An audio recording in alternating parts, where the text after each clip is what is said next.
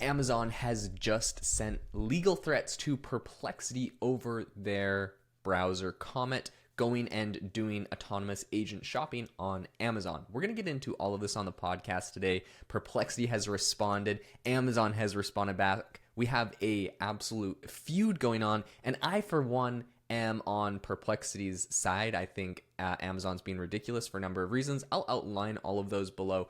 But before we do, I'd love to say if you want to try any of these AI models that I talk about on the podcast, including Perplexity, I'd love for you to check out my startup, which is AIbox.ai. You get access to all of the top AI models from Perplexity, OpenAI, Anthropic, Google, Meta, Mistral, like tons more. Image, audio, 11 labs for audio, and all of the text ones. $20 a month, you get access to all of them. You can chat with all of them in the same thread, which is incredibly useful for seeing which one can give you a better response, and you can compare the responses side by side. Also, all of your files are saved in one file management media storage folder, which is incredibly useful, so you don't need to log into 100 accounts or pay for 100 accounts. It's all in one place on AIbox.ai. I'll leave a link in the description. All right, let's get into what Amazon's talking about here. So they sent over a legal threat where essentially they told Perplexity that their agent browser in its online store needed to stop coming to Amazon. Their Comet browser, which personally I have used. If you haven't, I recommend it. Comet is an amazing AI browser, and Atlas from OpenAI is an amazing AI browser. Both of them have a little side panel on the side. You give it a prompt. You're like, hey, go to Amazon and buy me size 10 and a half men's shoes that are black. Get the wide foot version for me, and find ones that have good reviews and that can come in the next 3 days. Perplexity could go do that task for you, essentially on their Comet browser. And I've used Atlas. OpenAI is more, if I'm being 100% honest, but I've also tried Comet, and it was great. Overall, for me, this is fantastic. As a user, this is literally what I want. Finally, it's great technology, and Amazon is mad about it. So Perplexity put out a whole blog post called "Bullying is Not Innovation." So they very strongly are accusing Amazon of trying to bully them.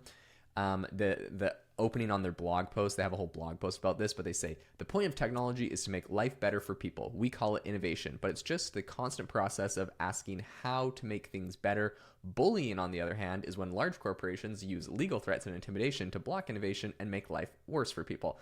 I'm not going to lie. I mean, bullying, somehow I don't know. I don't like the word bullying when it comes to like tech companies having a dispute.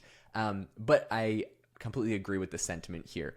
I think that Perplexity made something useful, and I think the number one reason why Amazon is trying to block Comet from doing AI agentic shopping on Amazon is because Amazon has their Rufus AI, which virtually nobody uses, and they're probably working on an agentic AI shopping tool, perhaps.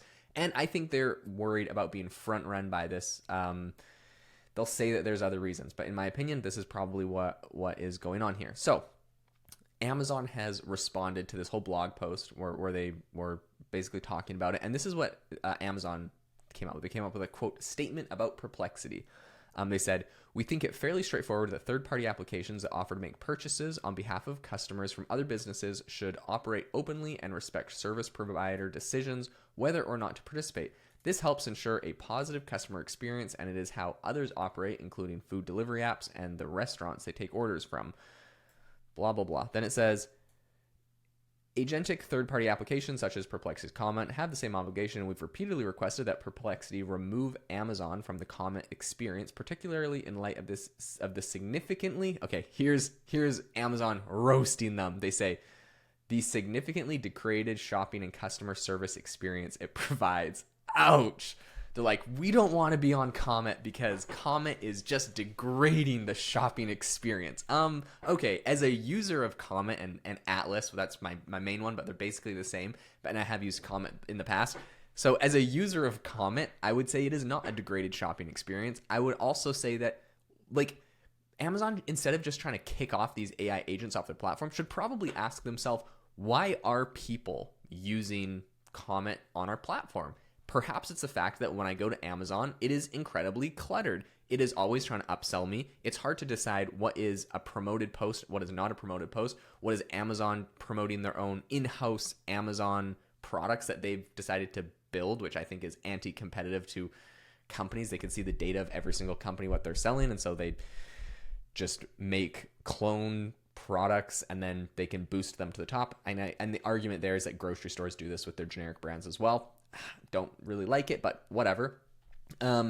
And then there's the point that Amazon never lets me sort or filter by like price on Amazon. I'm just like, okay, like I want a bamboo toothbrush, but please just show me the cheapest one. And they're like, no, you want to see the featured one. This is a $20 bamboo toothbrush and it's nice. No, Amazon, I just want like a $5 one. Is there nothing under $10 on your entire platform? There are. You just have to look for them on like page 7. So I think Amazon obviously has strong incentives for pricing things a certain way, for pushing certain products, and for not making their platform very straightforward to use.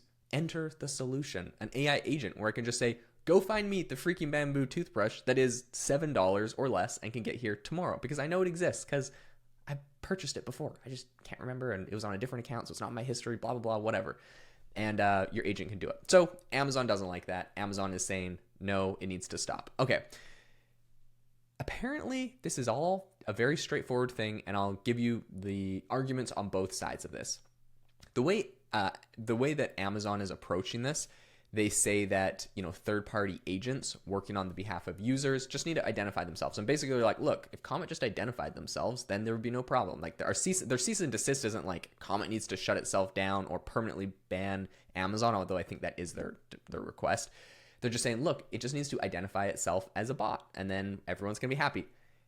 But the risk, of course, is that Amazon, as soon as it is now, as soon as it's able to identify Comet as a bot, then all of a sudden it can just block Comet. So they're like, just identify yourself, and then like, the question is like, why do you want us to identify ourselves? Are you going to treat us any different? Like, obviously, if you want us to identify that it's a bot, you want to treat it differently. And how would you treat it differently? Number one, like basically block it. Or maybe they could be really scammy and be like, fine, you can use Comet, but if it identifies itself as a bot, we're only showing promoted posts. Or, they could just do ridiculous things. So I don't actually think this is necessary. And here's the reason why. If I have a personal assistant, I can ask my personal assistant to go do the exact same thing for me. They could go on the computer and search for bamboo toothbrushes and try to find the one that's the type I like, blah, blah, blah, or the right sort of orthopedic for my foot, or whatever I tell it to, right?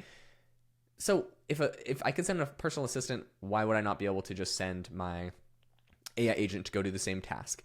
So I think that it's disingenuous of Amazon to just say, we just want to know, and it has a degraded shopping experience. Like, no, it does not. So anyways, that just drives me crazy. One thing that I will say is that a lot of people are pointing out is that this is a whole spat that isn't new just between Perplexity and Amazon. Cloudflare had a similar kind of public feud a while back where they published a research report, and they basically were accusing Perplexity of scraping websites that had been blocked. There was a whole bunch of drama in relation to this whole report. It was like Perplexity is using stealth undeclared crawlers to evade website no crawl directives. And listen, like I sort of get where they're coming from, because on the one hand, companies like Wikipedia said that like 30% of their traffic is bot traffic, and they have to pay for all that bot traffic, and it's actually more expensive than regular human traffic because it gets like these random assets that are less likely to be visited, so they're on like cold servers and they got to warm up servers, blah, blah, blah. There's all this stuff where basically bots cost more money. So I sort of understand that, but at the same time, like I don't really care, in a sense that a human, especially for Perplexity's Comet, a human is sending the AI agent to go do a task. So I can do 4 things at once. I have 4 tabs open on what I do with is with OpenAI's Atlas, but I'll have 4 tabs open, and I'll give the agent like a task on each of those tabs that will go and do my task for me.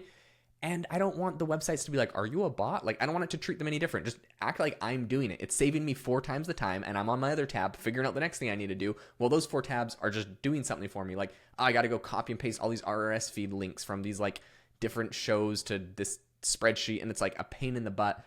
Just tell my agent to go do that for me. I don't have to go figure it out.